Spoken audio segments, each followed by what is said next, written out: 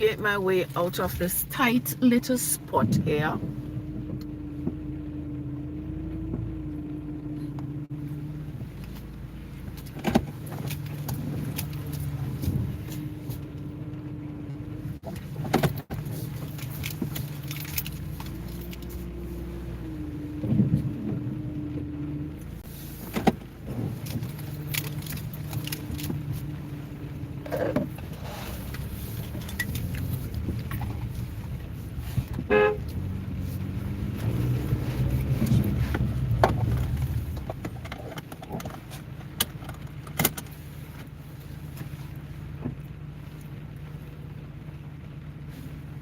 Are you?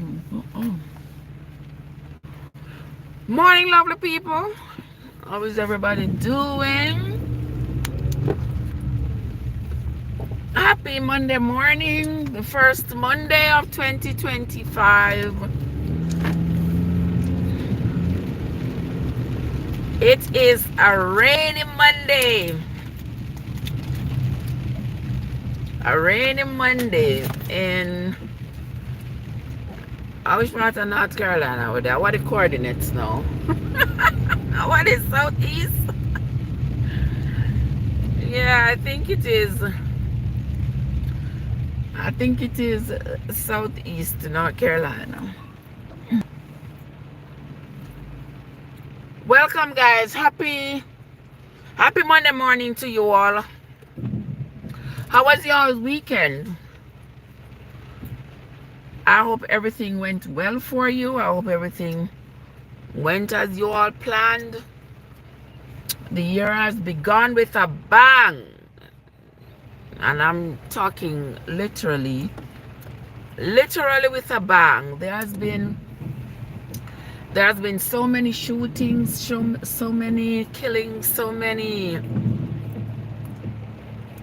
you know, just the year just seems like it has started with a bad taste. It is leaving a bad taste in everybody's mouth.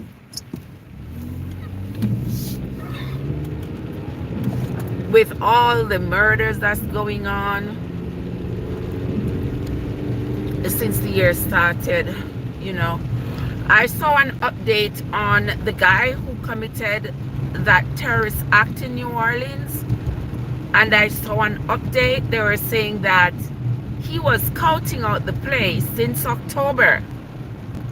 He has been scouting out the place and even riding around on his bicycle, looking around, and wearing one of those smart glasses that can videotape, that can also live stream. I never even know say them have one glasses what can live stream. And if they have one glasses what can live stream, people, don't y'all think me need one? Watch your son. Look, come down here, son. Look on the traffic. Look at this beautiful people. Come down here, son, and look on the traffic. What a heck of a traffic. Oh, long line. Not what I was expecting, but what to do. But anyway, yeah, so that guy who committed that terrible terrorist act in New Orleans, he had been scouting out the place. So I guess he figured, this is where I'm going to drive, this is where I will have the maximum impact. Oh my God, I don't know what is in the soul of mankind that could make them be so wicked. What could be in the soul of mankind that could cause that? And he had said that he had joined ISIS over the summer, and he was radicalized in such a short time. I think this man was dabbling. He was dabbling in these kinds of extremism for a while, because now he's presenting with a lot of conflicts. Because if they say it was a terror mission because he was a part of ISIS, I guess it's just they just want to unalive people for the heck of it, because you know we are infidels because we don't believe as they do, that sort of thing. But how could he have been so radicalized in such a short period of time if he did not originally have intentions to harm other people?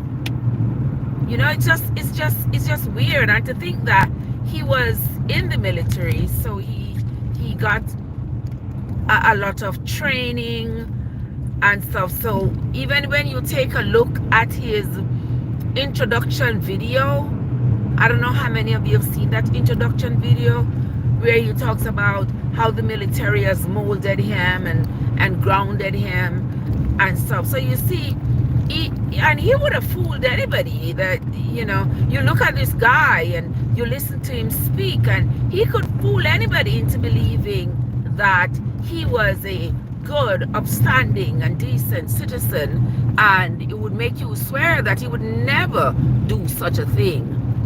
But you know how they say looks are deceiving? You can look at somebody and they can present as the perfect model for you. That's why, you know, it is said you can see a person's face, but you can't see his heart, because you look at his face and his face is very pleasing to look at. You look at him, you know, the way he dresses, and his appearance makes him pleasing to look at, but you can't see his heart. You see a man's face, but you don't see his heart. So you can never tell what is going on in their minds or what plans they have. And look at those people went out to go celebrate New Year's, hoping to go back home and start their new year, and this man with his, I have to just say with him, I go self, went on that rampage and took those people's lives for no reason. And these are the things why me and a lot of people have differences in opinion, you know, because when it comes on to stuff like this, I'm glad that the police took him out, but if the police had not taken him out, may I tell you no, sir, me somebody who advocate for people like them, they get taken out, man. Honestly. Yeah. You are going, imagine going about your business. Yeah, Andrea. Good morning, my love. Yeah, I'm a good man. Me just have come out for the people them work. But imagine you going about your business, you have your family to feed, you have your loved ones, and you going about your business, and then somebody is going to take a pew and unalive you for no reason, and then people have the audacity to come and say, oh, we got to forgive him. I'm not into that. You know, I am too realistic for those things, you know. Yeah, I'm talking about that guy from the New Orleans killing. I didn't get a chance to even put up anything there to say what I'm talking about. So I'm just freestyling. Look at them, my people in front of me. Watch yourself. Yeah, I'm just freestyling. Because did you see where they said that he had been scouting out the place? Since October, he has been scouting out. Jesus, I have to put on it. It's kind of warmer than it was earlier because it's I'm sorry, y'all gonna hear it blowing. Yeah, it is cold and raining, sis. It's not as cold as it was yesterday. It is 36 actually. But because it is raining, it makes it seem, the rain makes it seem worse than it really is. Yeah. But it's cold. It's 36 degrees.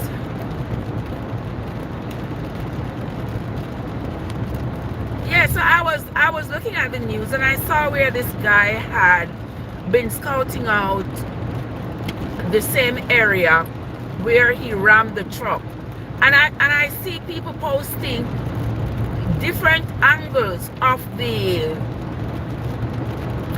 rampage, and the guy was going like 100 through those streets, just recklessly pressing the gas and going through and just knocking people over.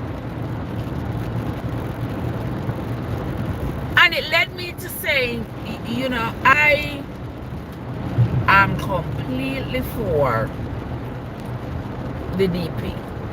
I am totally for the DP, because in circumstances like these, I'm glad the police took him out. But if the police had not taken him out and they had caught him, my windshield crack. Boy, yeah, them goodie, man.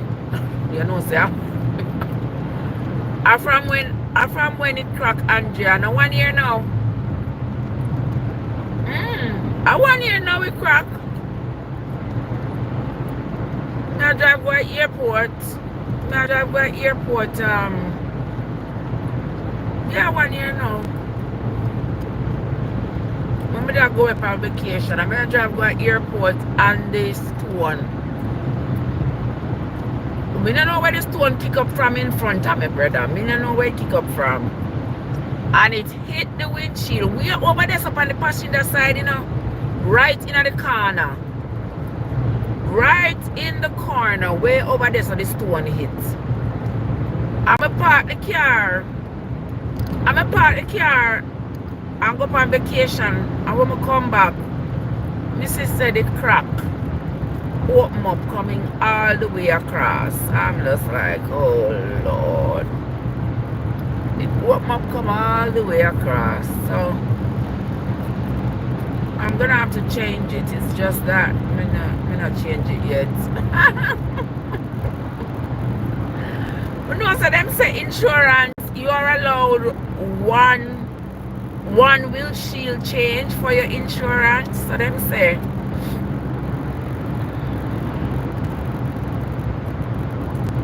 Yeah, so then it says so. I said I was gonna change it just before I get rid of this car. So I wasn't in a hurry. But then I say it might open up. Oh well, you know, I will open up so. Because with North Carolina being so hot and cold, it might end up causing it to open up. But oh well, we will see. We will work with it. You see what I mean?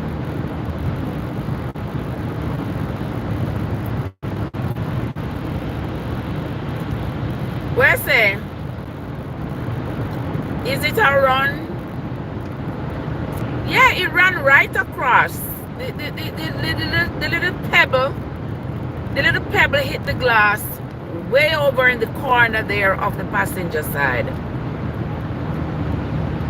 And after I leave the car and came back,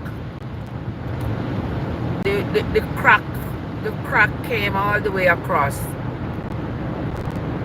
Initially it was just it didn't have a run to it initially, but now it has a run coming across the full length of the glass. Oh well, we work with that. Worst things have happened in life, and I am still alive. You see what I mean? Yes, me love that first beer. Lord of mercy, black money in the black money. Happy New Year to you, my love. How are you doing? Good to see you, sugar. How you been? Yeah, me need to get out of the bottle. Yeah, it is raining. Yes, my love. It is raining. So I need to get out. I'm just like, I have like 10 minutes left to get home. I'll be fine. Yeah, I'm just trying to navigate this bad weather here. so that I can get home and go get me some well needed rest. No, sir. The ground isn't frozen. It's just rain. It's just water right now. Yeah. It's just water. No stop, Andrea. Andrea, I'm serious. No stops. I'm going straight home. Straight home. I have to control the spending. So I'm not spending a dime. I'm going straight home. Anything I have in the house, that's what we're going to be working with for the rest of the year. I'm going to try. I was only going to go to Walmart, go pick up some more like fruits and stuff to put them for soak for Christmas, but not even that I'm not doing. Trust me. Not even that I'm not doing.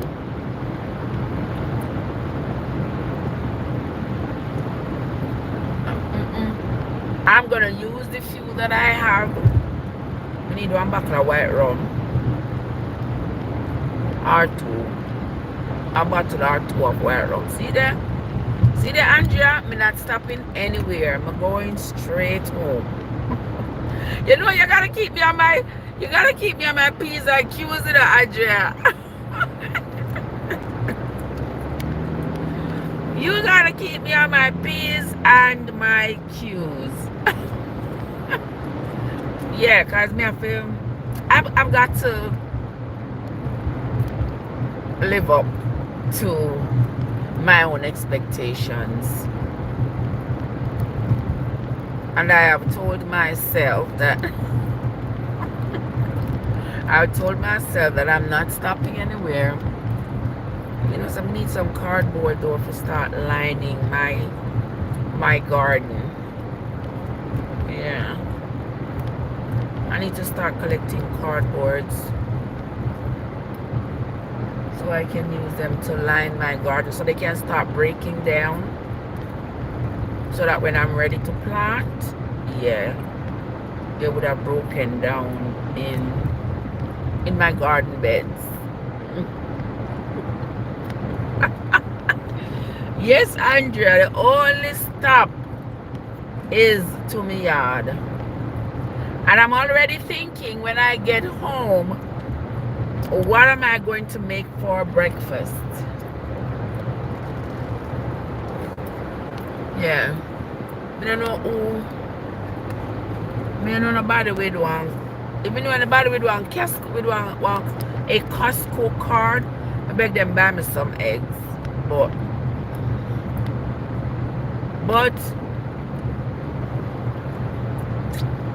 I said, but Walmart have some eggs there. Them two dear man. David, what's up? How are you doing, brother David? Good to see you. Happy New Year to you. Tell me about them have a whole heap of cardboard put out. Yeah. Whole heap of cardboard.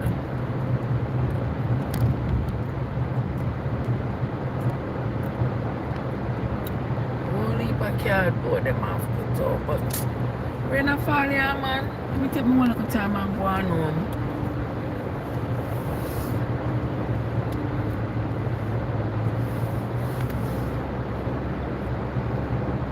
Wonderful, Servant D. Wonderful. I hope everything is good with you. I hope everything is good with you, my love.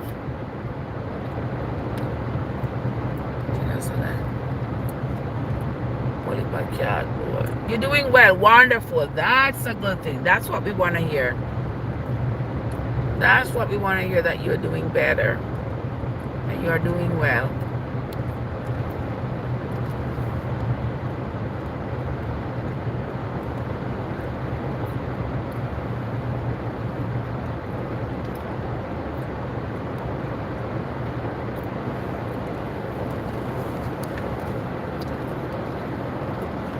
The trees, them are people that want trees, me love.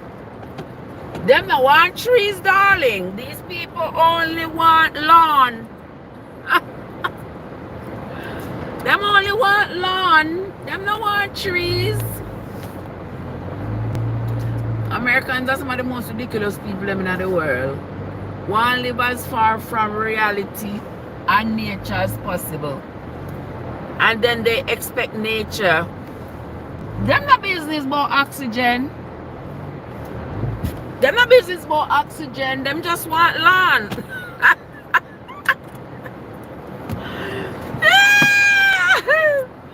Listen, only the pine tree them, because the pine trees stay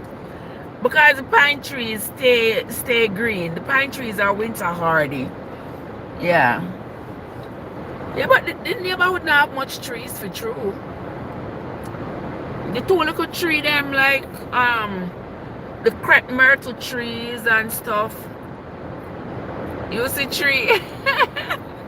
The crepe myrtle tree them lose their leaves and stuff. Yeah, but I always say, yeah, some parts of North Carolina have snow, because like last night there was snow in Greensboro and other places. I saw somebody posted that there was some flurries in Raleigh and so, but there wasn't any down here. I know the rain would have just melted them. Yeah, so we get snow. Sometimes we get snow, like good snow that covers everything. Yeah, but we don't get it like that all the time. It's not like some places where they say, you know, we know that we will definitely get a lot of snow. That's not here where I'm at in southeastern North Carolina. You know, in like places like close to the mountains, like up in the mountains always get snow. See me here, Andrea. Here I am, love bug. Here I am. Yeah. But say, Andrea, my friend give me this. It near mangoine, them call it. It is a combination of tamarind and mango. My friend go back home to the Philippines, and she brought it for. Let me show it to you. See if I guess me eat off all of them. Tamarind and mango.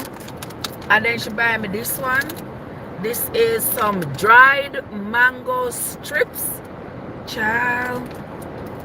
The mango them taste like the mango strips taste like Bombay mango. You remember that Bombay mango, Andrea?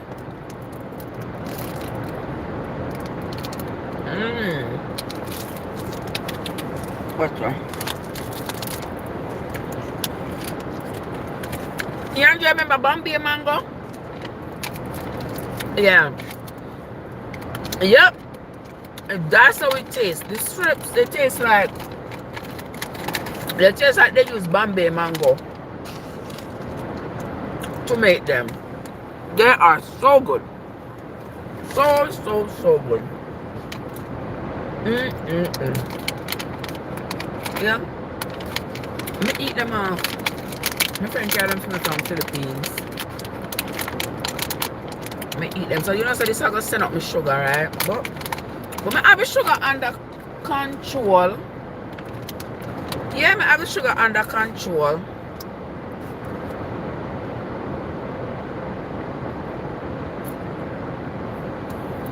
Yeah. It tastes so good. I don't know how they get the mangoes too. How them get the mangoes turned in strips like this? It's a good way to preserve the mango, them, you know, so that when they're not in season. This is the last night. Last night we have 16 patients. I said, Jesus, 16. I said, mighty God of Daniel. 16 patients. I said, why? Why are you not doing this to us? But we knocked it out.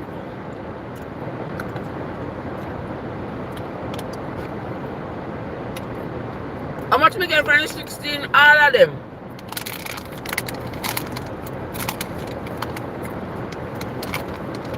All of them was mine. And then I have four nurses on the team.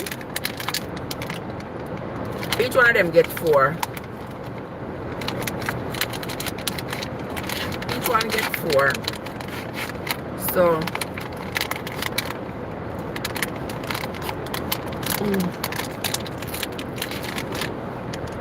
each one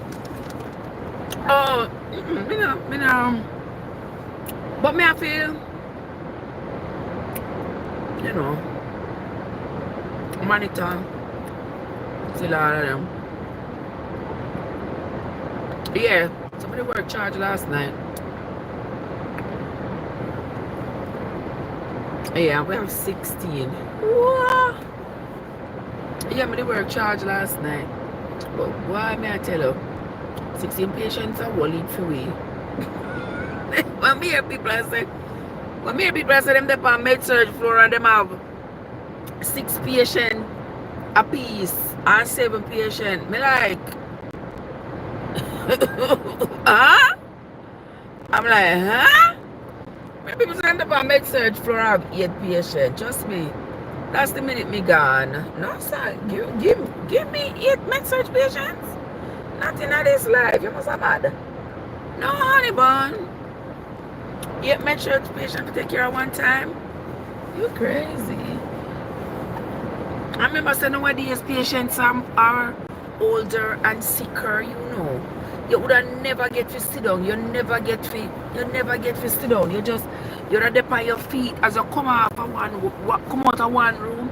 You have to go to the next room. And some of these places that give nurses so many patients, you don't have adequate support staff. So you don't have like, yeah, they maybe have 40 patients and they maybe have all 2 CNA. Like how 2 CNA can't help you? 2 CNA can't help you good with 40 patients, you know.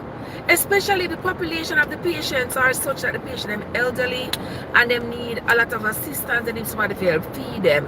They need somebody to help potty them. They need to turn. They need them blood sugar check. Yeah, poor CNA them can't. And a child and worse if they are dead weight. Yeah. Every time the CNA want to turn a patient, you have to left for you do. You have to go help the CNA, you have to turn the patient, you have to clean the patient, you have to do all of these things. So imagine one nurse with 8 patients of that nature. Oh my word. I know in nursing though they're trying to make it better. They're trying to make it better. The problem though is that some of the facilities do not want it to be better because it cuts into their profit margin. They put profit over people.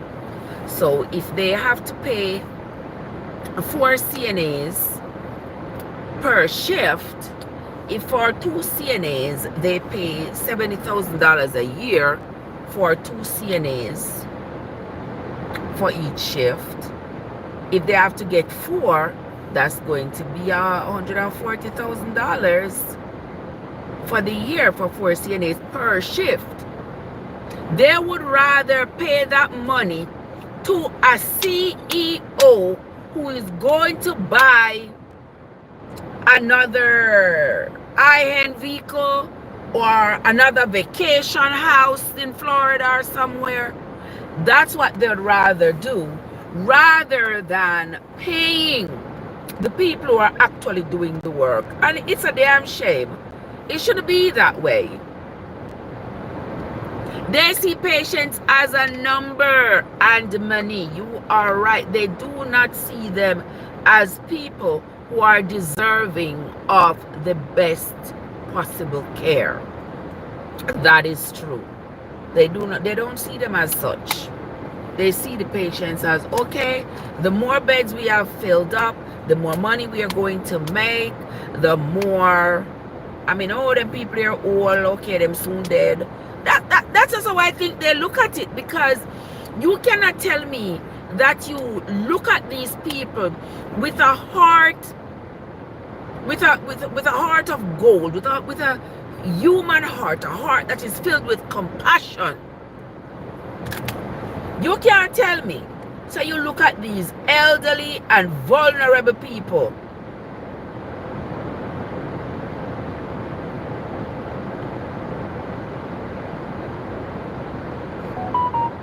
and you don't try your best to do what is best for them. We think them just look on them and say, you know what, them people don't live them life, them people are old. I mean, we are never going to be short of old people, so who cares? The point is we just make some money, make enough money. I think that's what they say. I think that's what they say to themselves. You know, it's just shameful, man. It's just shameful. Shameful, I tell you. But what to do? I'm a look, you see me walk with her, me look at tea. Walk with me look at turmeric tea last night.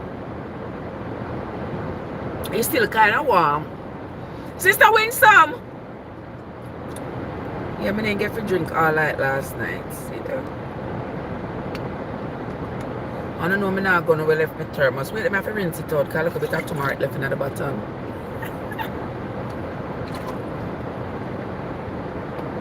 Alright, just like that.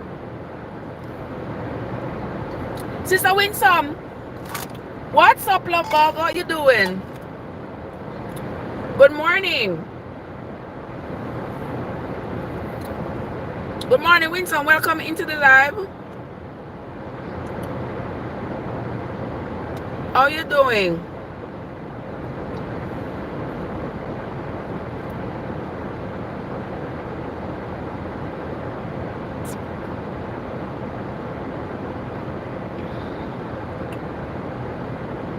Okay. You win some what I go out. Where me I go? Me not gonna me just come home from work, boo. Me not gonna wait. Andrea is helping me to stay on point. To make sure I'm not stop at Walmart. To make sure I'm not stop at Walmart every minute. And buy this and buy that, buy one whole heap of foolishness. But me not have no business buying.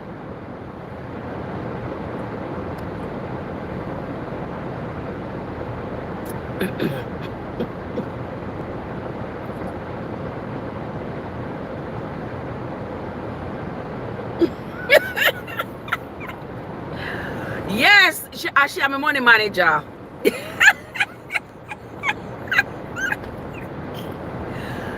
I'm a money manager. Yeah. I have some obligatory financial goals to take care of in the next few months. I mean, I go today when I go inside. I'm going to start tackling them one by one. Knocking them off one by one. One by one. Hold on, let me say Winsome. Winsome, I wanted to talk about, Winsome, you know what I wanted to talk about? I wanted to talk about the thing in Numbers. I think Numbers chapter 5 or Numbers chapter 6. where the man have to give the jealous offering. You remember reading that, Andrea? The jealous offering. Wait, me I gotta turn on my TikTok and make we go and talk about it.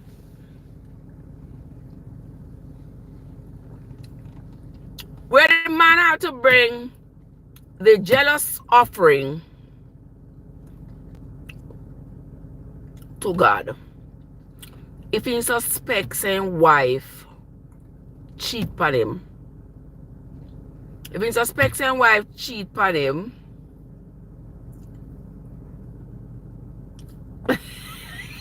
Exactly, Andrea. Yeah, Winsome. So he says, if the man suspects that his wife cheats on him, he must carry his wife, go to the priest. And the priest is going to give her some bitter water. The priest will give her some bitter water for drink. And if she did in fact cheat on him, her coochie go rotten. You don't know this in the Bible? Well, let me put on my TikTok so we can talk about this. You remember say them something in the Bible? Say if the woman did in fact cheat on her husband, her thighs are go rotten. You know, so when them say her thighs, they mean her coochie are go rotten out. And her belly are go swell. But if she didn't cheat on her husband, he's just jealous and suspecting her, but she's not guilty, then the priest is going to send her home, say go home and go have children. She will go home and go have children with her husband.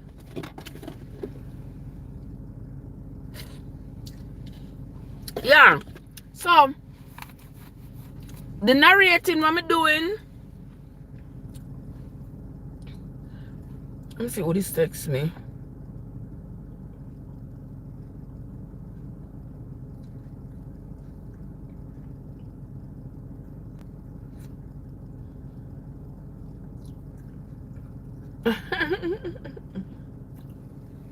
Yeah. Andrea, one kind of devil's portion.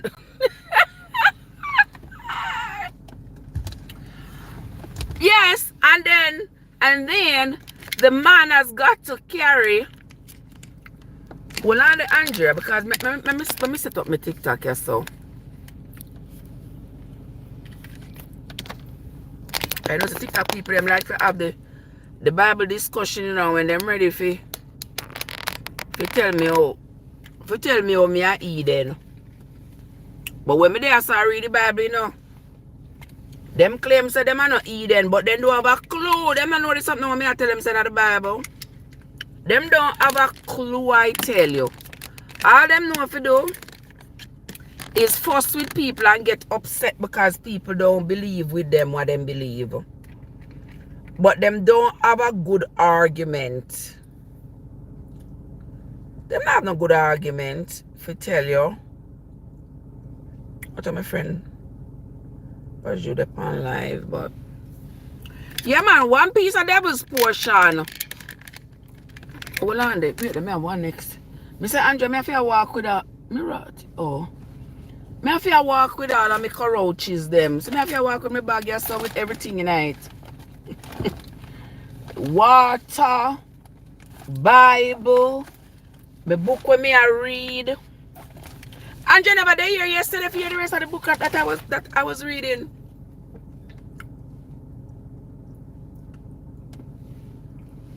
Oh, me can't hang up this. I can't hang up right this. Me have to walk with all kind of couches, brother. Andrea, me definitely have to read about this for you. Trust me, I have to read it for you. I have to read it for you, but let me put up that phone here, so. and see if I have enough time to go live. See if I can go live. I don't know where I go. Yeah, let me rest myself like this. Mr. Andrea, one piece of a devil's portion. One piece of a devil's portion, Moses say. Moses say God tell him. That's how I'm telling you, say I am more and more convinced. The more I read the Bible, I am more and more convinced that no, God spoke to Moses. I mean, I tell you, say, if God was coming down out of heaven, excuse me, if he come stay upon one mountain top and talk to Moses, why God is not doing that anymore? That's my question. Why God stop come down, come go up on mountain tops and talk to people? Because clearly the mission wasn't completed, because the mission was not totally accurate. Because if the initial mission that God gave to Moses was complete and it was correct and it was infinite, then there would not have been any changes in the New Testament. Right, Kazen? There would not have been any changes. So, where's the wait there? Wait the man. Who that a come? Yeah, there would not have been any changes. So my question is, Elbrands, what's up? So my question is, if God is infinite, if God knows everything before they happen and he's the one controlling everything that happens, why did he have to change his mind in the New Testament? He would not have had to change his mind, right? Because from the time he would have been giving Moses these instructions, he would have already known that these things were not going to be sustainable. You get what I mean? Like, it was not going to be sustainable. Where's the place covered? Which soul are you there having fun? The only thing I know to have is fun. I don't know to have anything else but fun. Yeah, so my question remains, you know, since God knows everything and God knows what is going to happen, why God instruct Moses initially that for people to redeem their sins, they had to bring these animals to the priest, and the priest had to slay these animals. And then later on, God changed his mind and said, oh, y'all don't have to do that anymore.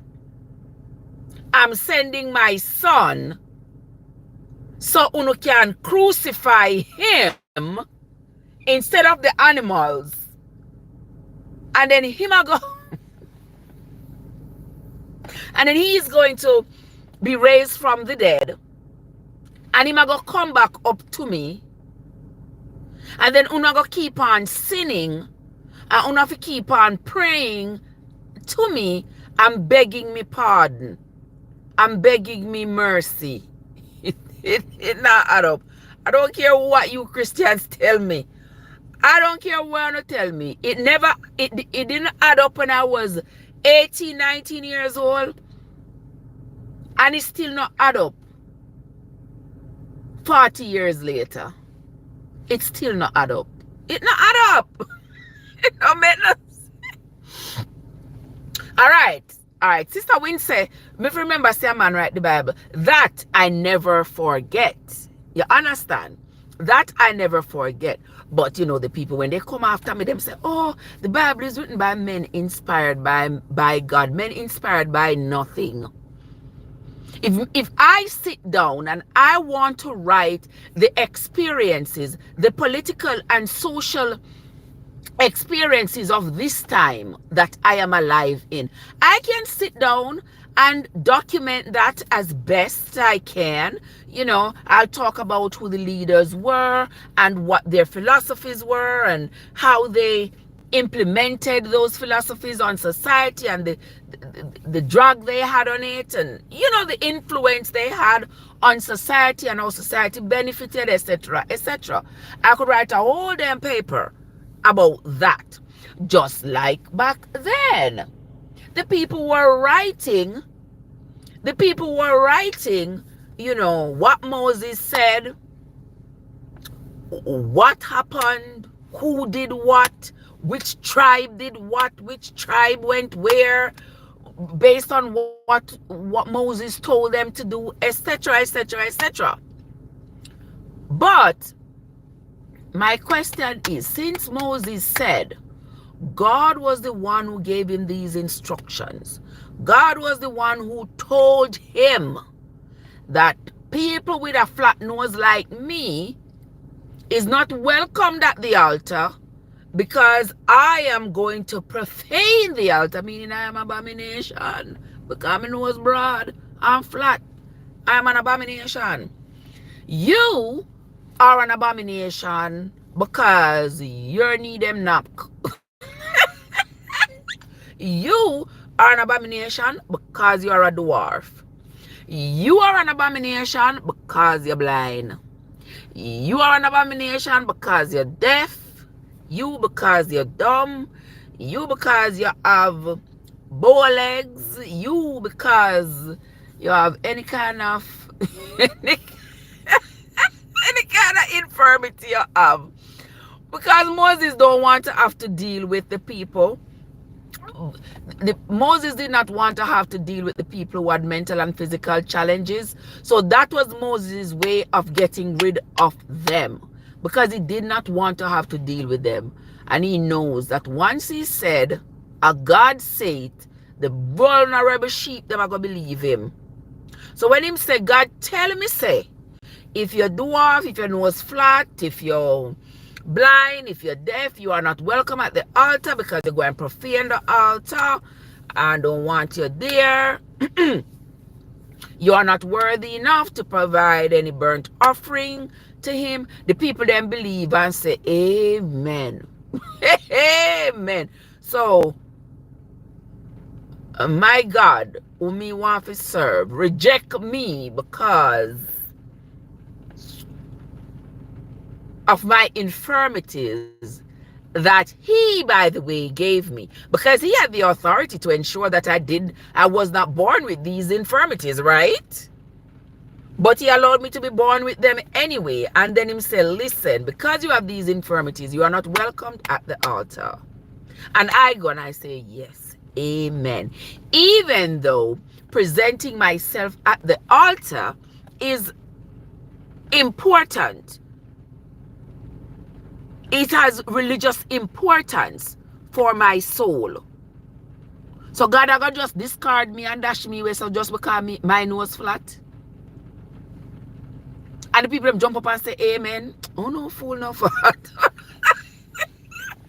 Remember them say God said exactly when some all these things that Moses said God tell him. If God could stay up in heaven and talk to people, inspire people on earth, what was the reason for him to come down on top of Mount Sinai? You never think about that?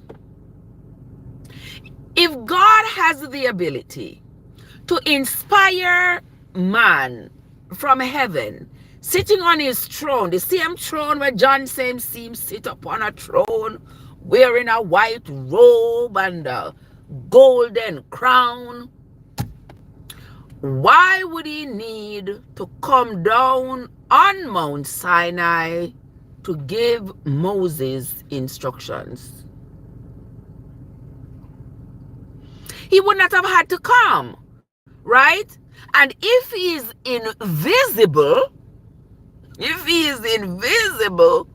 what was the point of threatening the children of Israel that if they come upon the mountain and try to see who was on top of the mountain, they was going to have to be stoned to death. Honestly, said the math ain't mathing. That's not even basic school maths. That's not even basic school maths, because that don't make no sense. If God has the ability to be invisible, then God could stay up in heaven then and communicate his intentions with Moses, correct? He could, right? He didn't have to come down and hide up there on Mount Sinai and I tell Moses, say, make sure so the people don't come near the mountain, you know. Make sure so none of them not touch it, neither them nor the animal, you know. Make sure none of them not come try peep to see who is up here. Because anyone of them come try to peep to see me, you're going to have to go stone them. Or you're going to have to bone arrow them. Run! Good morning. Good morning, Ron. Happy New Year. You see me there with me usual ranting. Yes, with some, they always say, because you see, there is so much power. There is so much power in somebody claiming that God told them this, that, the other, and the third. There is so much power in that statement that people use it wantonly. God tell me so. Then what's from them say God tell them so. The people look at the children of Israel. Everything Moses told them. You see that the Bible it said, and the people did as Moses told them, as the Lord had told Moses. You know what he said? Almost every sentence. If you start reading, if you're reading Exodus, Leviticus, Numbers, you notice. Claudia! Happy New Year, sis. How you doing? Happy New Year. Good to see you.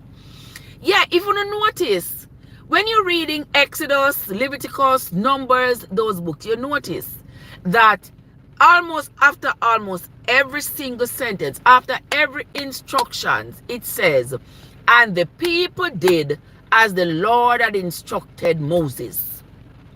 The people them are sheep. The people them not ask no question. Master Moses already threatened them, you know, say, we're not allowed to ask no question. Thank you so much, my love. Same here, Claudia. I hope you have a great day, my love. They are not allowed to ask any questions. They are not allowed to associate with anybody who does not share their belief. Because Moses don't want nobody to bring them on to the truth and make them start thinking that, hey, you know, so me have to really take a look on that. That don't look right. That don't sound right. You see, Moses didn't want them to be associated with other people, for fear that that association is going to cause them to start questioning the nonsense that he was telling them. And once they start questioning it, then there is going to be problems in the camp. Because what Moses wanted was for people to follow him without question. Just do as he says, but don't question him. Don't ask anything. Don't think about it. And it's the same thing I find even now with Christians. They follow blindly, but they don't ask any questions. And when people like me, audacious as I am, ask questions, they see me as a threat. Them come, them so them have nothing at all to do with me, come, you know, believe in a them God, I'm gonna believe. Everybody's not going to believe what you believe. Okay? Everybody's not going to believe what you believe. Okay? And if you present to me the Bible and say to me, Trev, whatever is in the Bible that me I work with, whatever the Bible say that me I work with, then I have to conclude that you are an evil and murderous person. That's just that, because of that the Bible say. That the Bible work with. You understand? You know, hear the Bible overwhelmingly talking about, oh, forgive this person, offering an abundance of grace or stuff. It is God say, I will kill them. And them there's something there. And it makes you pause, like, why would God be this vengeful and cruel to the people who are supposed to be his people? The people we said he was going to protect from the enemy. I'll protect you from the enemy, but I will not protect you from me. I'll protect you from the enemy, but I still will slay you. And some of the things that the Bible said they will slay the people over are like simple things, easy fixes, you know. So Joseph, good morning. Yeah, so in some, yeah, the one I was reading yesterday, I don't know if I put it on public yet, that I put on the channel. The book of Numbers, where it says, if the woman, I think it's Numbers 5 and 6, I did yesterday. If the man suspects, and if he catch the woman a cheating, if him suspect saying wife cheating, he must carry her to the priest, and the priest is going to give her some bitter water. The priest will give her some bitter water, and she must drink the bitter water. I must say, no, out of my head, I tell you these things, you know. Out of the Bible. Okay? So, for those of you who are here, if you don't like to hear what in the Bible, you just want to continue following blindly, this might not be the place for you, because you might get no feelings hurt. I just a one from now, I get no feelings hurt, because when you talk the things that are written in the Bible, it hurt people's feelings, and me not understand how the feelings get hurt. And this is supposed to be on a guide. It's supposed to be on a textbook. It's supposed to be on a textbook. I can't answer that. Come on, let me put my headphones somewhere. You understand? I just got to call him later. Alright. Yeah. Alright, let me see where somebody say I say ya. But Trev, if she is pregnant and she drink this bitter portion, what go happen to her? That's a great question. That's a great question. But the thing is, Moses has to appease the husband.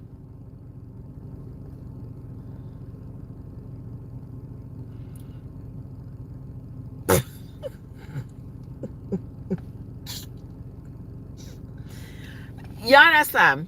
Because you see, from their patriarchal society, why? Let me ask you something now. Why no when in the Bible where God tell Moses say, if a wife suspect her husband of cheating, she will carry the husband go to the priest, but the priest give him some bitter water for drink. You don't think say God would be fair, right? And what's good for the female is good for the male, right? Yeah. How comes he never said that? And the men did more cheating than the women. So how comes he never say, if the woman suspect her husband of cheating, she will carry him to the priest, but the priest give him, and him need the bitter water. But anyway, me I go read it for you now. Me I go read it for you now, people. Yeah, man. I wait there again in the Numbers. In the Numbers. Alright. In the Numbers chapter 5. In the Numbers chapter 5. I'm going to read it for you now. I'm making it is for. Alright. Good question. Is it for infidelity or infertility? Well, as I read it, the bitter water is supposed to for the infidelity, because if she in fact cheated, the bitter water, our bellies, our coochie supposed to rotten out. What kind of spell them they gotta throw upon people? Our coach is supposed to rotten out if she cheated for real. But if she did not cheat, the bitter water not going to work. Some bullshit like that. But she's supposed to go home after. Amor, mwah, mwah, mwah. How you doing, my love? So the bitter water not gonna work if she did not cheat. So then the priest is going to send her home to go home and go have children with her husband. Sonia, good morning. Sonia, good morning.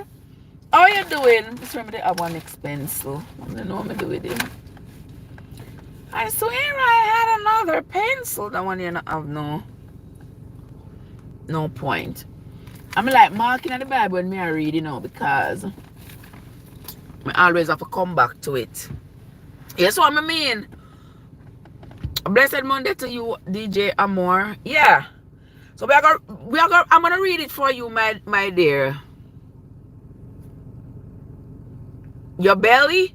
What your belly? The priest give bitter water for drink.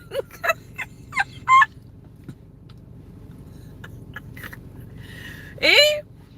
The priest give bitter water for drink. What your belly? Are you gonna eat your sweetheart yard and she give your belly? I wanna go on here, so watch yourself. Watch yourself. Hold on, let me look for something else.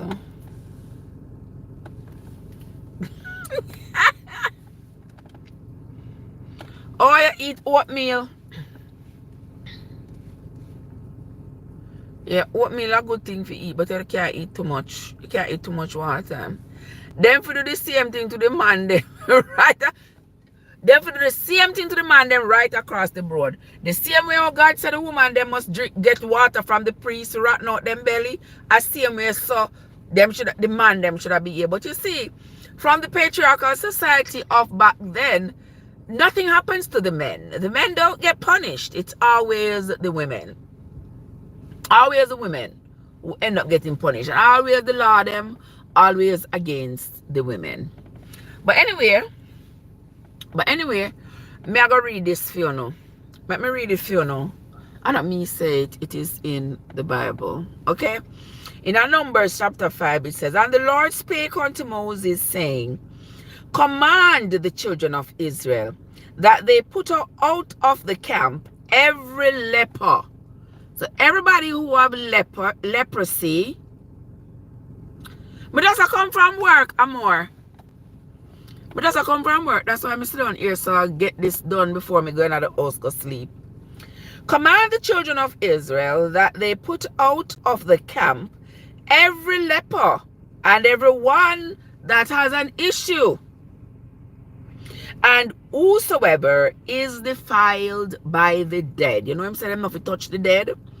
So if you touch the dead, you are defiled. So if you are defiled by having touched the dead, if you have an issue, maybe like you have a period, or you have some kind of drainage of some sort, or you have leprosy, yeah, you need to go dash a bush and throw you out of the camp. Then say, God tell Moses so. All right. Both male and female shall be put out of the camp shall you put them, that they defile not their camps, in the midst whereof I dwell. So I'm saying him dwell in the camps, in all the camps he dwell. He dwells in all the camps. But if you are a leper, if you're having your period, if you're having any sores, any wounds, anything that's draining, if you have hematuria, if you have anything like that, he said any issue, which means that if you have any problems like that, any sickness of that nature, yeah, you are going to defile the camp, and because he is dwelling in the camp, he can't have no form of defilement. A mass deportation. I can't laugh.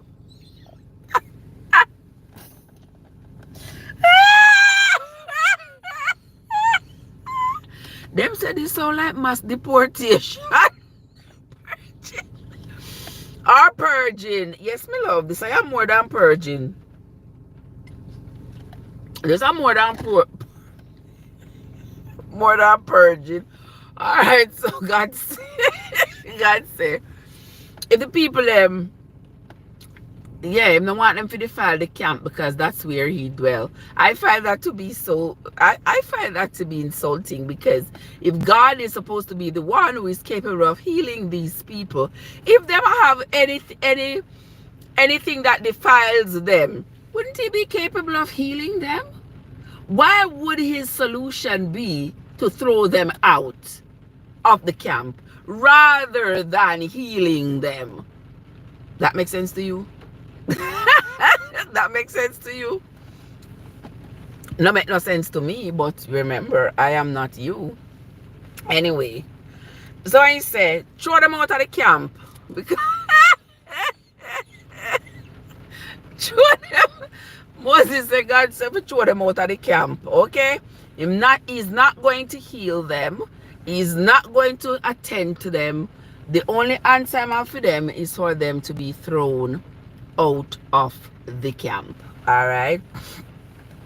And the children of Israel did so, and put them out of the camp, as the Lord spake unto Moses. So did the children of Israel.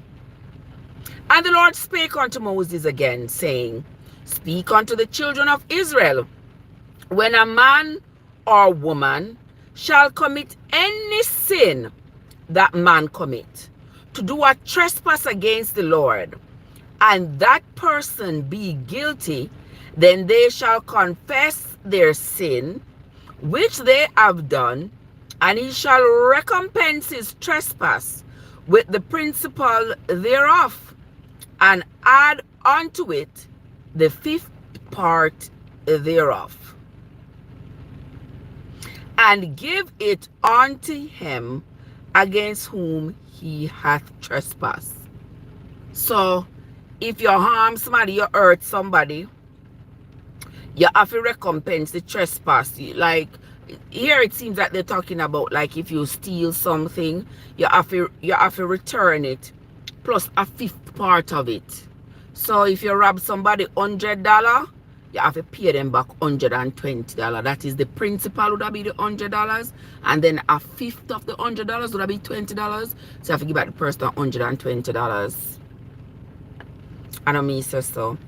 But if the man, you hear him say, if the man have no kinsman to recompense the trespass unto, let the trespass be recompensed unto the Lord through the priest, beside the ram of the atonement, whereby an atonement shall be made for him. Tasha, what's up? Tasha, good morning to you. How you doing? Verse 9 says, and every offering of all the holy things of the children of Israel, which they bring unto the priest, shall be his. So if you carry the goat, the cow, the sheep, whatever, anything at all you carry, go give to the priest as supposed to be payment for your trespass, that now belongs to the priest. Okay?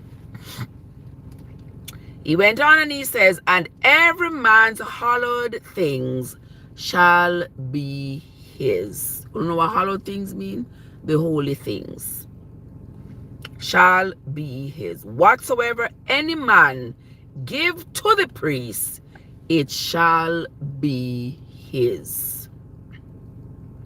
And the Lord said again to Moses, speak unto the children of Israel, and say unto them, if any man's wife go aside and commit a trespass against him, what kind of trespass a wife can commit against her husband?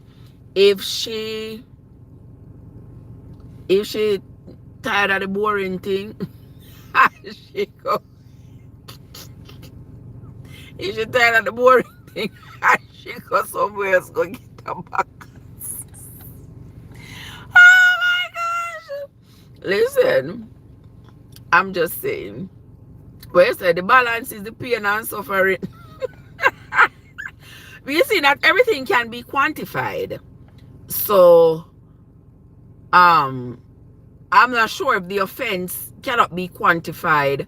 How are you going to? I guess if it cannot be quantified, you have to just use one animal. You have to just carry one animal to the priest, but the priest make one atonement for you. If you offend somebody, yeah, I guess that is the thing. All right, let us continue. Him say, speak unto the children of Israel and say unto them, if any man's wife go aside and commit a trespass against him, and a man lies with her carnally, and it be hidden from the eyes of her husband.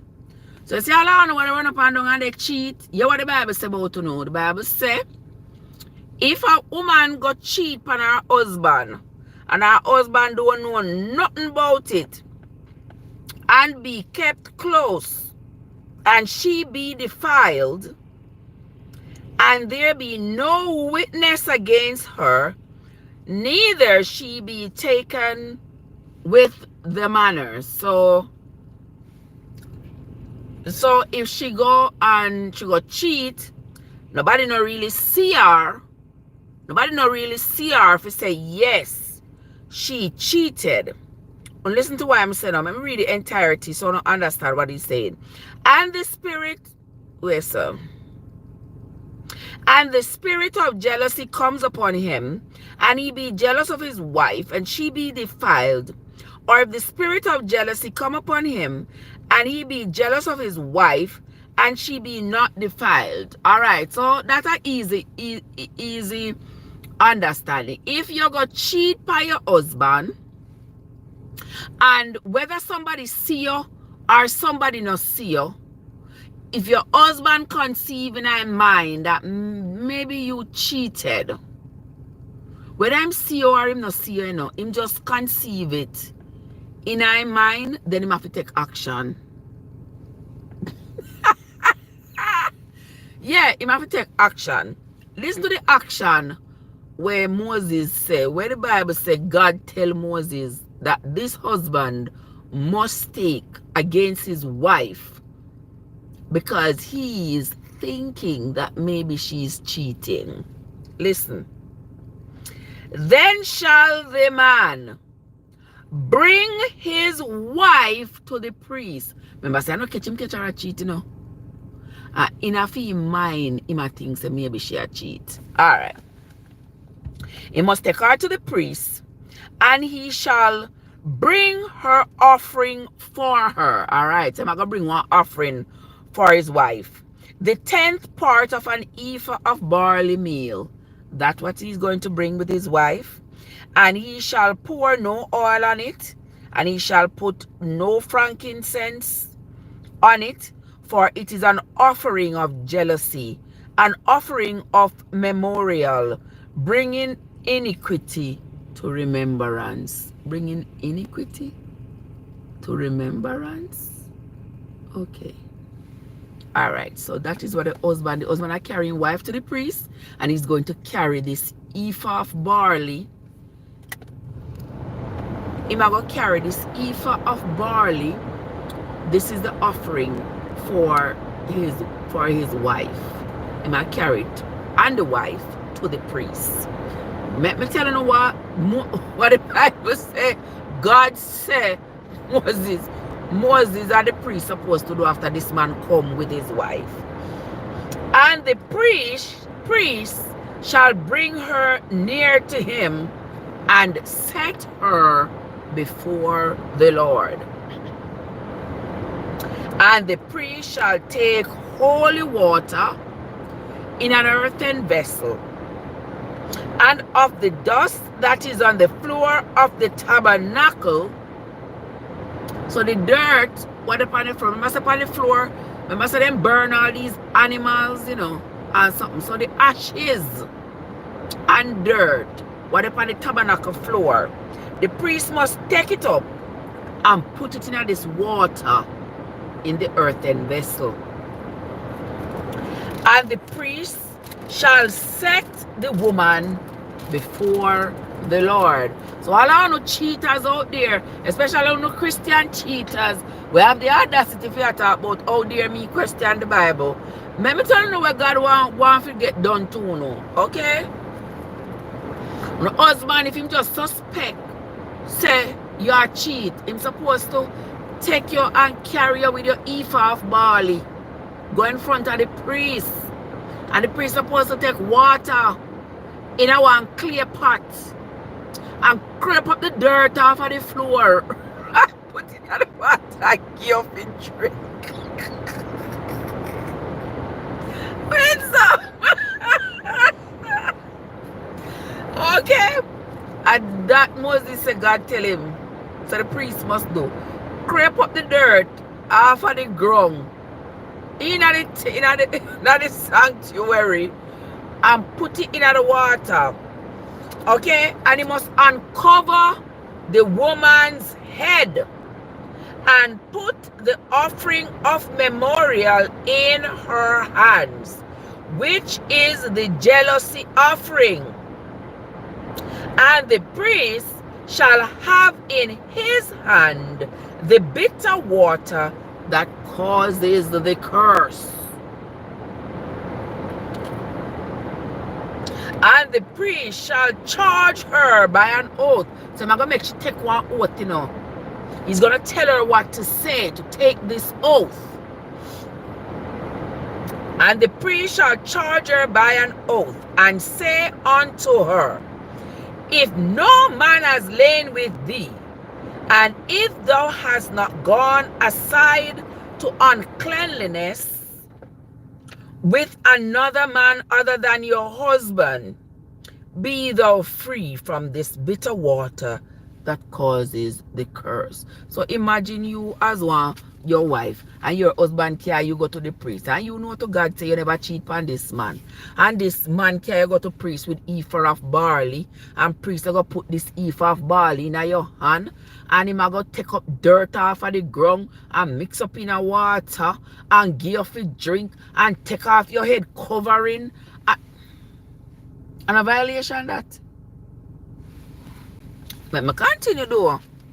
Because them should have really still do them something there now. Them should have still do them. But anyway, and him say, be thou free from this bitter water that causes the curse. But, and that the woman I go say no, set me free from this bitter water if I have cheated on my husband. But if I have not cheated on my husband, nothing gonna happen to me. But if me cheat on my husband, you know what gonna happen to me? You know what gonna happen to you? When Moses said God tell him, your coochie go rotten. Your coochie go rotten. Your coochie go rotten.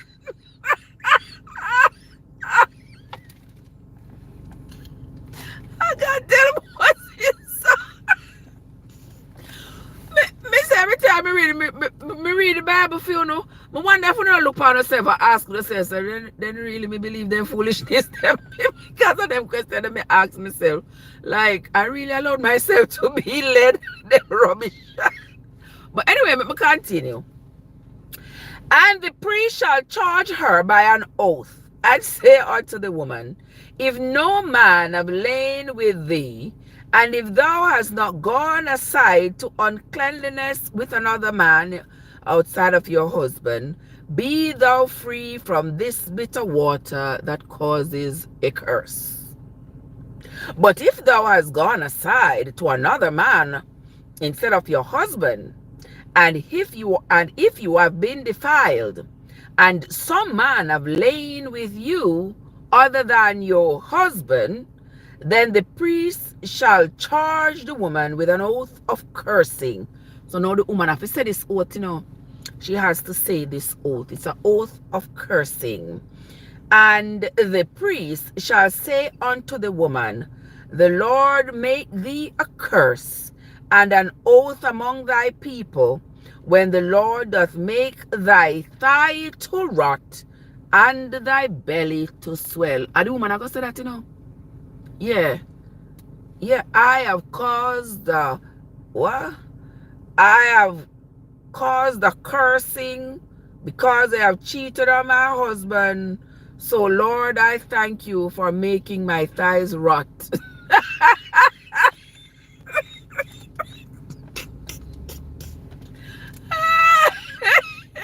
Anywho, let me continue read. And I thank you, Lord. I deserve to have my thighs rot and my belly swollen because I cheated on my husband. Anyway, anyway, and she must continue and say, and this water that causes the curse shall go into thy bowels to make thy belly to swell and thy thigh to rot. You understand? The woman, and the woman I go repeat it, you know, joke is the woman I go say, and this bitter water that causes a curse, that causes bellies to swell and thighs to rot, I thank you for my portion. Anyway, let me continue. And then she says, amen. Amen. Wait, so. And then the woman says, you don't have to put this back on my foot them. My foot them want to stretch out. Then the woman go and say, she go and say all of this. Yeah, because I cheat on my husband, I deserve to drink this water that is a curse. This water that causes coochie to rot and belly to swell. I deserve it. Amen. Amen. Oi! I never said nobody nice to lie like Moses. Nobody not tell Moses so. Nobody not tell Moses so. Not as Jesus soul. But anyway, let me continue. And that Moses say, the woman must say this thing, this oath, and then she say, amen, amen. And the priest shall write these curses in a book, and he shall blot them out with the bitter water. And he shall cause the woman to drink the bitter water that causes the curse.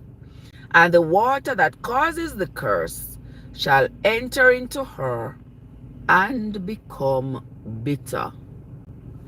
I'm reading Numbers chapter 5. Anthony, what's up?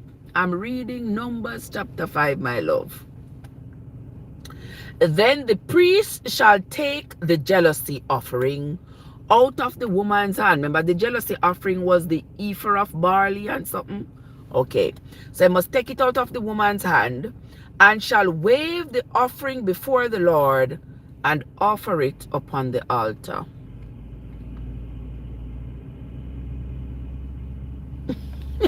A Kool-Aid punch. Listen, this a Georgetown cult. Let me tell you, girl. Let me tell you something.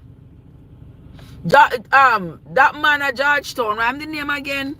Jim Jones. Jim Jones know exactly where he got his training from. Right out of that little book here.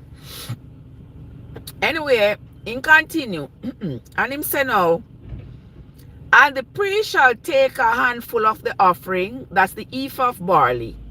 He must take a handful of the offering, even the memorial thereof, and burn it. So I must burn that ephah of barley on the altar, and afterwards shall cause the woman to drink the water. So the priest are going to perform this ritual, and the woman are going to help him perform this ritual. The woman are going to help him perform this ritual.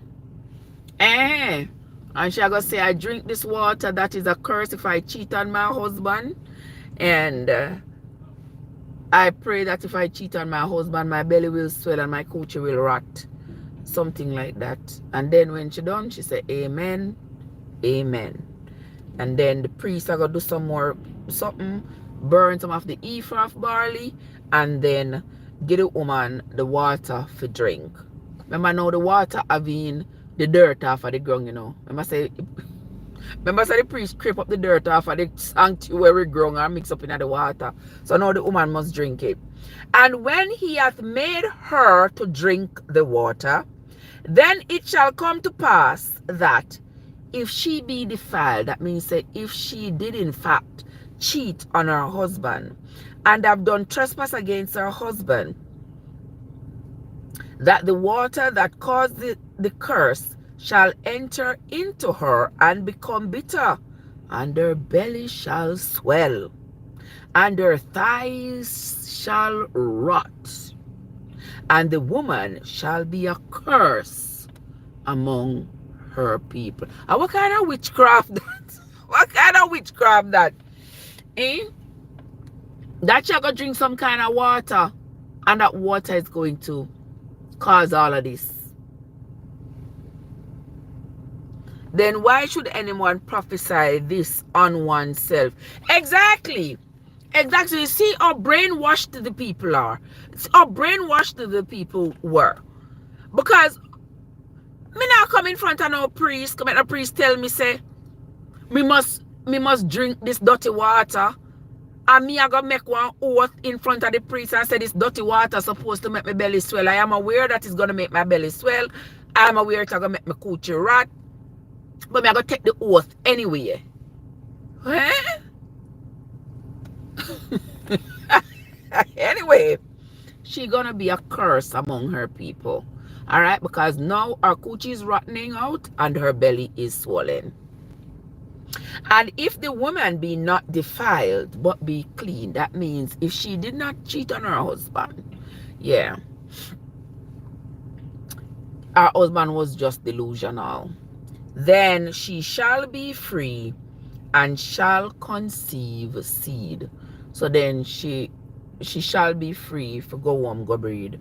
I mean, I don't want that husband no more. But you see, the people that were so brainwashed, they lived up to these expectations. They lived up to it. This is the law. This is the law. The law of jealousy.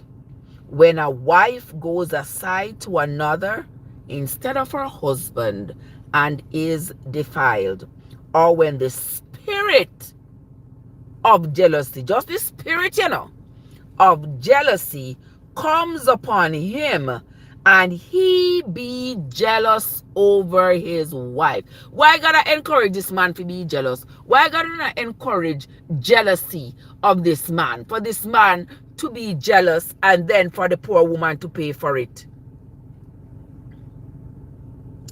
It is my poems, so let it exactly, no woman's right. This woman is going to take this oath that she agrees that her coochie must rotten out and her belly must swell. Like, are you freaking kidding me? If you know Bible, brother, it may I read from. Or when the spirit of jealousy comes over him, and he be jealous of his wife, and shall set the woman before the Lord, and the priest shall execute upon her all this law. So the priest make sure say, this aircraft, what's up? The priest is going to make sure that this law be carried out. Adultery should come in. But the thing is, Moses never did get the law say if the woman commit adultery, she be stoned to death. But this is one different one, sister. This is one different one. This one is if the husband suspect. Must say nobody no see her, you know. Nobody no see her do anything nefarious. Nobody no see her cheat. Nobody no see her do it. The husband in a delusional mind is thinking that maybe, excuse me, that maybe the wife is cheating. So him out carrying ephah, a barley, and his wife go to the priest, and this is what the priest they go do. Yeah. And if the woman did in fact cheat on her husband, her belly a go swell and her coochie a go rot. But if she did not cheat on her husband, it was just his delusional mind, then the priest are going to tell her, go thy way and go have children for your husband. And the Bible says, I know me. Hi, what's up? Yeah, let me read chapter 6 for you know. Let me read chapter 6, Sister Winsome. Chapter 6 says, and the Lord spake unto Moses, saying, speak unto the children of Israel, and say unto them, when either man or woman shall separate themselves to vow a vow of a Nazarite, to separate themselves unto the Lord. So, me don't know the full story. My phone are dead. Me don't know the full story. This not work good. Hold on, let me see what charge the panda. Let me see what charge the panda phone here.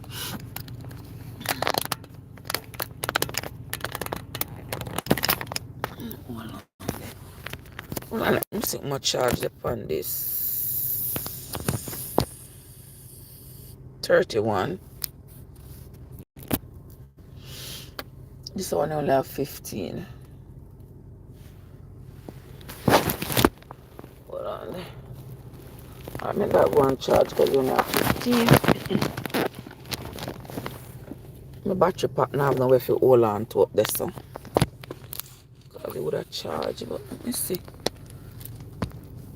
Let me see if I find one little room up there so to put it. Rocks of ages. Clever me.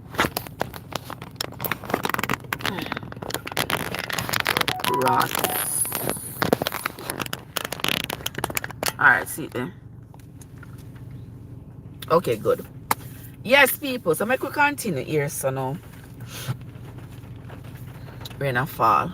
So, what me not sure about is right here. So, where it's about the Nazarite vow. Yeah, that I need to look up a little bit more about this Nazarite vow because the men, it seems like there was, it seems to me, this is just my explanation, my little understanding of it. It seems like there was this this vow that the men were privy to taking this vow, and this vow involved whether or not they wanted to grow their hair without shaving it, because you know some of the men shaved their hair and some didn't. So I guess there was now this kind of a ritual. Yeah, if you wanted to grow your hair as a Nazarite, yeah, you're still a part of Moses' gang, but this is just a little sect, you know. Yeah.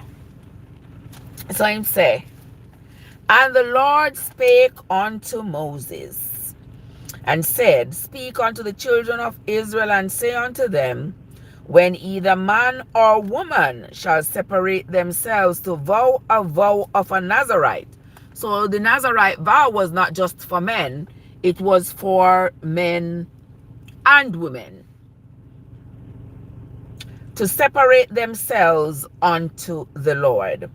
He shall separate himself from wine and strong drink. So all right, you are going to be, you know, like the orthodox Moses follower, right? You're going to be the orthodox Moses follower. You are going to do things a little bit extra, yeah, up and above and beyond. So you want to feel like separate yourself now. So Moses say, God say, you have to not drink no strong drink. You can't drink no strong drink. You shall not you shall not drink any wine. You can't drink no wine. You can't drink any vinegar of strong drink. Neither shall you drink any liquor of grapes. You know them use grapes a lot to make liquor. Oh, this. Yeah. So when you want to make the pledge or the Nazarite pledge, you have to stop drinking those things. No drinking of liquor, no, nor eat moist grapes. You can't eat moist grapes or dried grapes. So you can't eat no raisin and you can't eat no moist grapes. Okay? All the days of his separation shall he eat nothing that is made of the vine tree, from the kernels even to the husk. So you know if you eat nothing that come off of the vine, neither if it have kernel, it have husk, you know if you eat the seed, not the outside, the flesh, none of it. Okay? If you are planning to make the pledge of the Nazarite, you cannot drink any liquor, eat anything we grow up on vine. Alright? All the days of the vow of his separation, there shall no razor come upon his head until the days be fulfilled in which he separates himself unto the Lord. He shall be holy, and shall let the locks of his hair grow. Alright, so you're going to make your hair grow. These are the orders for you if you want to become a Nazarite. You're going to allow your hair to grow. You're not going to eat no grape, neither dry grape nor wet grape. You're not going to drink any liquor, nothing that grow upon vine. Okay. All the days that he separate himself unto the Lord, he shall come at no dead body. So you can't touch no dead body. For all the days that you are doing this ritual, you cannot touch any dead body. He shall not make himself unclean for your father, your mother, your brother, your sister when they die. Because remember, Moses' law say you can't touch the dead. You're not supposed to touch the dead. So here, he's going a little further. If you are planning on becoming a Nazarite, and you are going through that ritual phase, that ritualistic phase of becoming a Nazarite, you're growing your hair, you stop drink liquor, you stop eat grape or anything whatever on vine. No, you can't touch any dead either. Not even your mother, nor your father, nor your sister, nor your brother. You're not allowed to touch any dead body. Because the consecration of his God is upon his head. Okay? All the days of his separation, he is holy. So all the days that you are working on becoming a Nazarite, you are holy. And if any man dies very suddenly by him, and he had defiled the head of his consecration, then he shall shave his head in the day of his cleansing. On the 7th day shall he shave it. I want him just say, Moses' law change. That me I talk about winsome. That's exactly what I'm talking about. Because I said, since God knows everything that is going to happen, why would God give Moses laws that were not infinite? Laws that were going to have to be changed later on. That means either God changed his mind or God did make a mistake. Or flat out Moses is lying. Nobody not tell Moses nothing.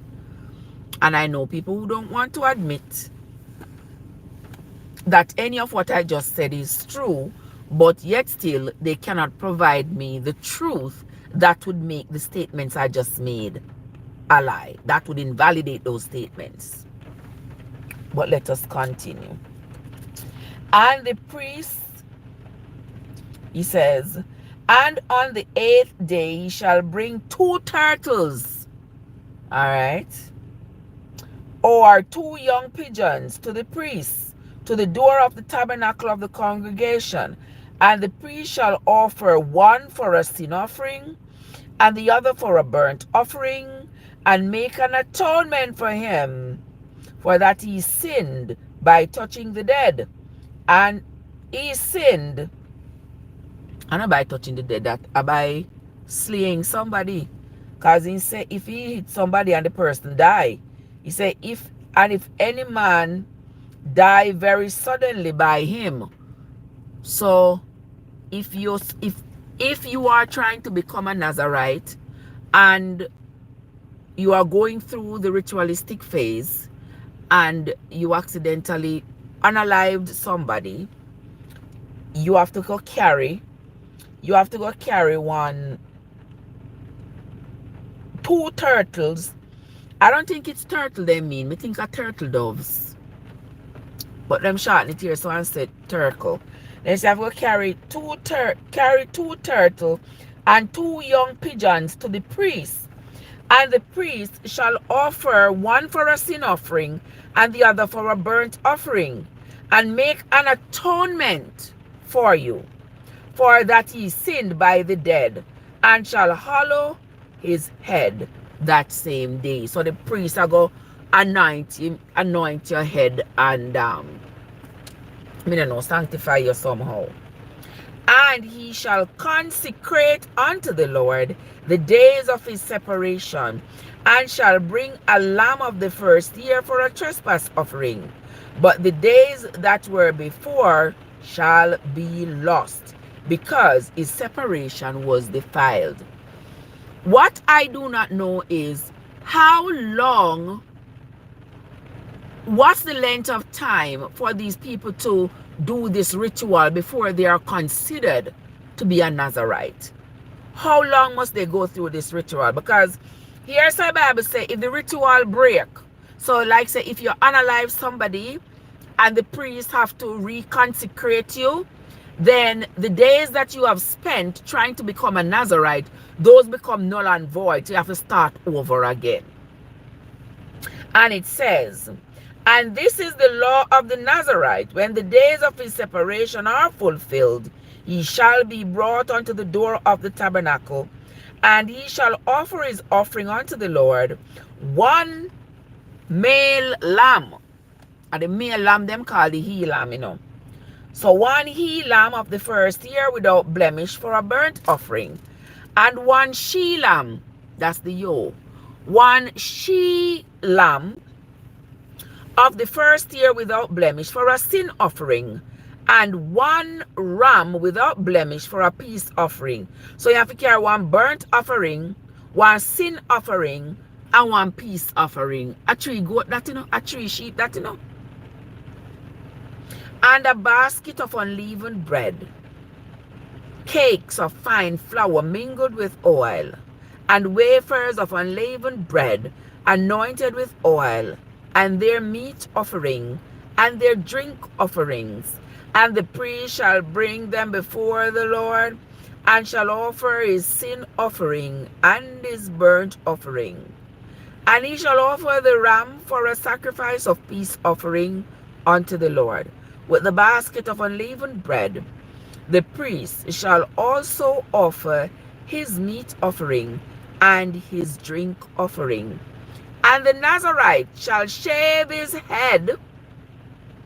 The Nazarite shall shave the head of his separation at the door of the tabernacle, and shall take the hair of his head of his separation and put it in the fire, which is under the sacrifice of the peace offering. Alright, so when you reach at the tabernacle, you have to shave your head and throw the hair in the fire that is preparing the peace offering. And the priest shall take the sodden shoulder of the ram and one unleavened cake out of the basket, and one unleavened wafer, and shall put them upon the hands of the Nazarite after the hair of his separation is shaven. And the priest shall wave them for a wave offering before the Lord. This is holy for the priests, with the wave breast and heave shoulder, and after that the Nazarite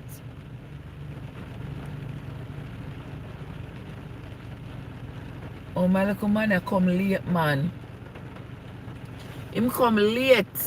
Cause Cause he comes every morning, him drive around with him pickup truck. Him drive around with him pickup truck. See that one fridge that him have in a truck. But when I was coming out there were so many things, but the truck just honestly the truck just passed. The truck passed and take up everything already. So him come late. I wonder what I'm gonna do with them. Come we tell you pick up furniture, bed, anything at all you see me neighbor them put out. In drive around this neighborhood every single day. Alright, let us continue. And the priest shall wave them for a wave offering before the Lord. This is only for the priest, with the wave breast and heave shoulder. And after that, the Nazarite may drink wine. This is the law of the Nazarite, who hath vowed, and of his offering unto the Lord for his separation, beside that his hand shall get, according to the vow which he vowed. So he must do after the law of the separation. Miss Kids, what's up? And the Lord spake unto Moses, saying, Speak unto Aaron and unto his sons, saying, On this wise he shall bless the children of Israel, saying unto them, The Lord bless thee and keep thee. Yeah, so this is when Andrea say, money in a junk. Yeah, achoo. Ask if my neighbor them put out stuff in a man. Ask if they not put out stuff. Because most of the people in my neighborhood are military people. Anytime you see them a PCS and a move, go away. Them everything, you see them put out one whole heap of sitting. Furniture. Good things. You know. Yes, so Moses had the people say, so God said, after all of this, this is the prayer that he must make the people them say. He says, Speak unto Aaron and unto his sons. Remember, Aaron and his sons Aaron was the high priest and his sons were the priests.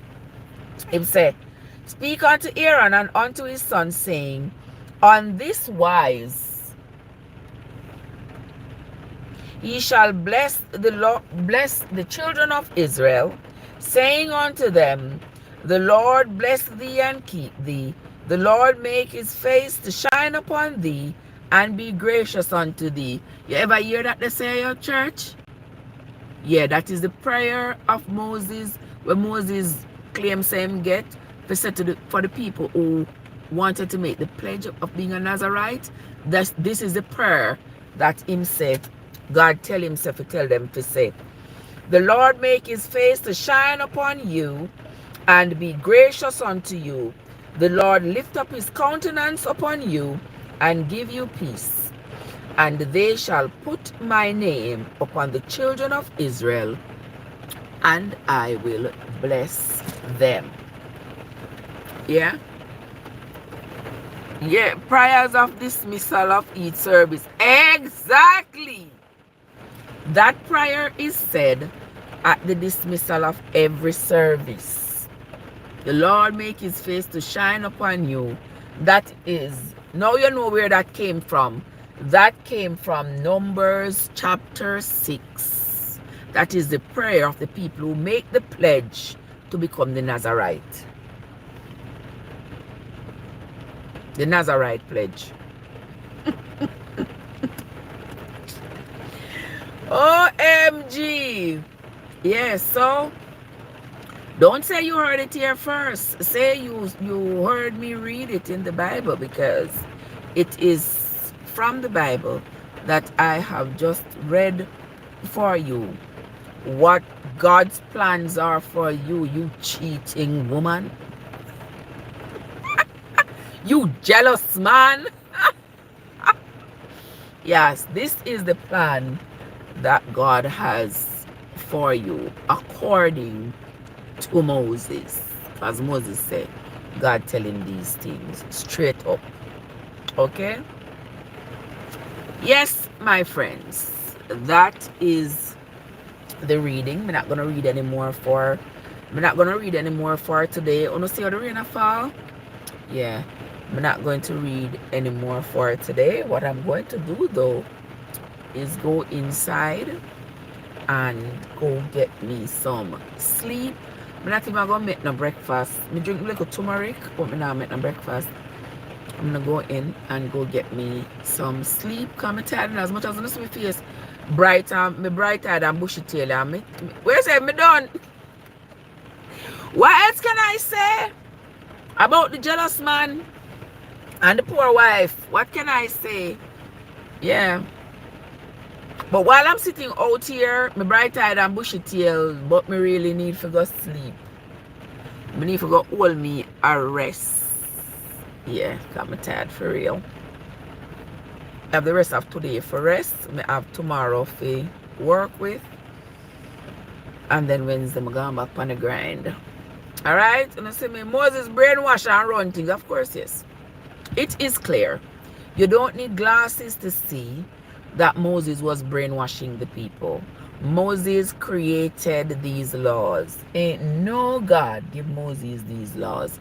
And I say this unapologetically because if God can remain in heaven and have influence on earth without having to come on earth, why would God have chosen to come down on a mountain top, to sit down on a mountain with Moses, to give Moses any laws, when he can stay up in heaven and influence Moses with these laws? If so be the case, why God stop coming down on top of mountains to influence us, to tell mankind what to do? Why him stop? Why him stop doing this? I mean, I'm not gonna say, oh, because him sent his son Jesus, so he don't have to do these things anymore. Really? Really? No. I don't think so.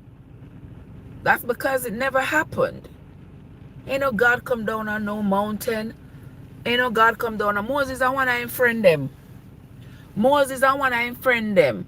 And him and him friend was in cahoots. Yeah, he said that through telepathy. Listen, Moses and his friend was in cahoots. And Moses' friend was up on that mountain. That is why Moses said for 3 days the people were not allowed. For 3 days, that was enough time for his friend on the mountain to write these things. And remember, Moses kept going up on the mountain and consulting with his friend up there, you know. Moses kept going up there and consulting with his friend. But he had already warned off the people that his friend on the mountain had said that they can't come near the mountain and them not to touch the mountain and not to come try to peep. If it was God, God could have been on that mountain, alright, and those people could come up on the mountain, peep, and he would have make himself invisible, make them can't see him. For all the powers that God have, how comes the solution was to the people if they ever saw who he was? That makes sense? When he could very much allow himself to be invisible and the people could come up on the mountain and never see him, even though he's sitting right there, even though he's standing right there. He could make himself invisible to them. But he never said he did that. He said to Moses, any one of them you see come near the mountain, any one of them you see try to peep, try to see who is up on top of the mountain, order them to be stoned. Or them. Faithful or Fathul? Fathul, how are you? Is this for power and authority or just jealous of God's power? That's a great question. That's a great question. And you know the question that I ask as well? How comes there were people on the earth, so many people on the earth prior to Moses? Why? Right, Fatul? How come the earth had been in existence for so many years prior to Moses? And it's only when Moses came that God found it important to give his people a roadmap as to how they should live their lives to suit him. What happened to the people prior to Moses? How comes God wasn't interested in the way people were living prior to Moses? Fatul said, may I get more beautiful. I'm aging gracefully, my love. I'm aging gracefully. How are you doing? Good to see you. You know, and that is a question I've asked repeatedly.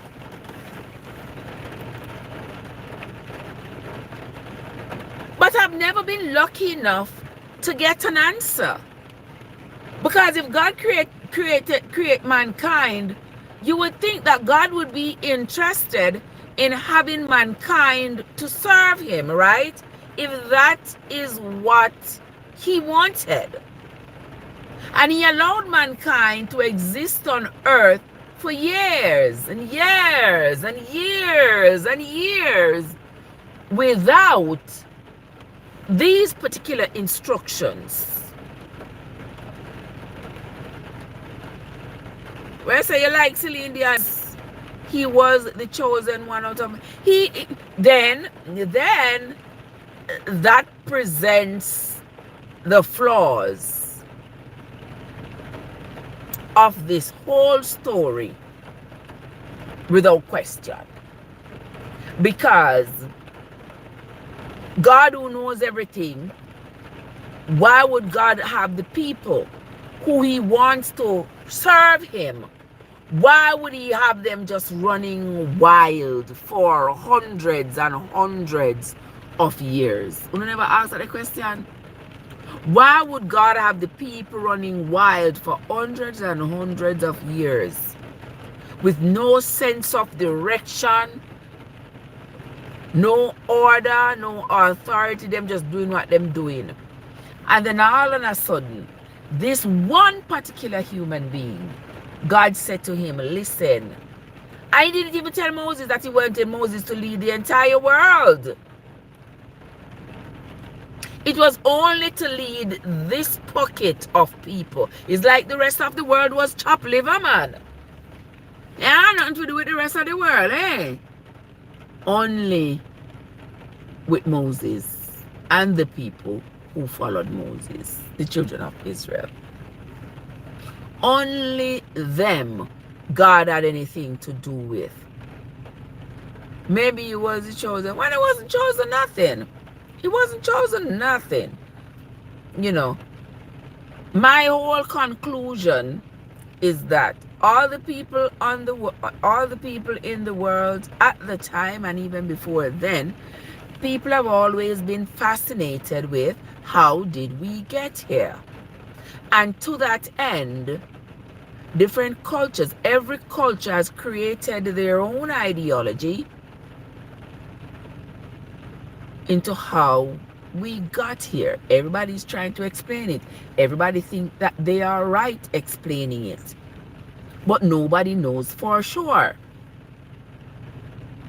But they still keep on repeating these things because they know people are going to follow them. And so there are lots of people who have absolutely no idea, but they have questions, and it is so crazy that the questions you have to ask these questions of another man who has absolutely no fact. You see what I mean, Fatul? Who have absolutely no fact, but this person is going to tell you what they think, and you are going to believe it. Ain't that weird? Because if he can think that way, I can think my own way. Who says his way is superior to my way? And that is why we find things like, we find there being a conflict between the creation story versus the Big Bang Theory. None of them can say each other wrong, you know, because none of them can prove that they're right. Where's some if you do? Forgive you? Forgive you for what? What you do? What you did wrong, Fatul? You understand? So it is what it is. It is what it is. I don't believe Moses, anybody told Moses these things, because if there was any God who was telling Moses these things, then my idea of what a God should be means that everything will be handled differently if in fact it was this God who told Moses. Yeah, considering the characteristics of God, as far as I have perceived. You want to go there? Where you want to go? Where you want to go, Fatul? Talk to me.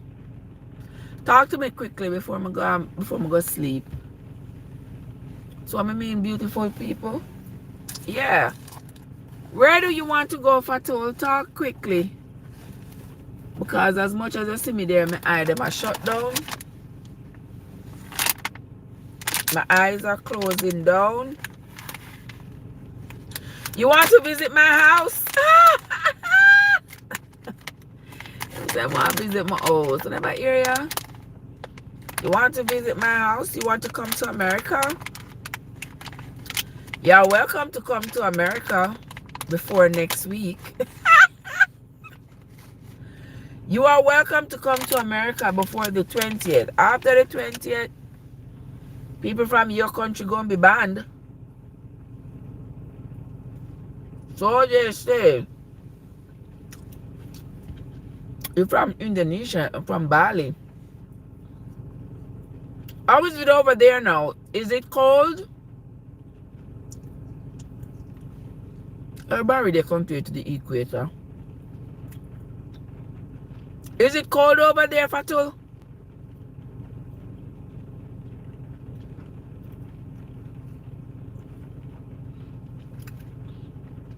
Mr. Guy, the mango strip here, nice. Nice, bad. Oh, it's cold. Okay. Okay. Well, with that, I'm gone. It was an absolute pleasure being here with y'all guys. At what time now? 10 o'clock. Yeah. You want to find one American wife? So the wife not there Indonesia. The woman not there Indonesia. You need to find one Indonesian wife. You know we're good for you. But anyway, people, it was a pleasure as always being here with y'all.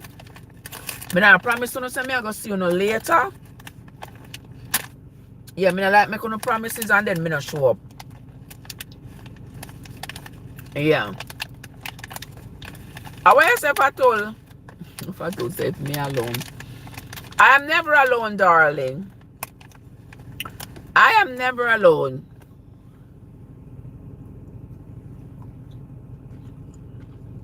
Not when I have uno.